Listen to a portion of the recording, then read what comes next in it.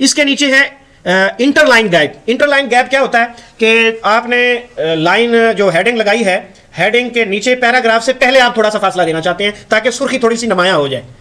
इसकी आम नॉर्मल में जरूरत नहीं होती, हेडिंग में जरूरत होती है। इसकी हेडिंग और सब हेडिंग में जरूरत होती है कि आप इंटरलाइन गैप लगा लें। नॉर्मल टेक्स्ट में इसकी कोई जरूरत नहीं होती। अगर आप चाहें तो वहां भी लगा सकते हैं कि एक पैरे से लेकर दूसरे पैरे के दरमियान मामूली सा वक्फा आ जाए। मिसाल के तौर पर मैं यहां पर 10 कर देता हूं। एक पैरे के बाद जब दूसरा शुरू करेंगे तो 10 पॉइंट लाइन हाइट जो है वो इजाफी आ जाएगी। और पेज ब्रेक आमतौर पर इसकी भी जरूरत हेडिंग में होती है, इसलिए मैंने इसको नन कर दिया। ठीक है जी। और ये पैराग्राफ स्पेसिंग है, ये भी चीज़ जो है वही काम आती है, ऊपर और नीचे दोनों तरफ जगह छोड़ने के लिए। और इसमें क्या है, करैक्टर अलाइनमेंट, वो तो अरेबिक हमने रखनी ही रखनी है उर्दू के हवाले से। ओके किया जी, हमने 2 काम किए थे, करैक्टर में तब्दीली की है और पैराग्राफ में तब्दीली की है। जो जो की है वो आपने सुन लिया है। अब जनाब ओके करके हम बाहर आ गए और अप्लाई किया हमने। ये देख लें, पहले ये कर्सर जो है यहां था, बिल्कुल शुरू में।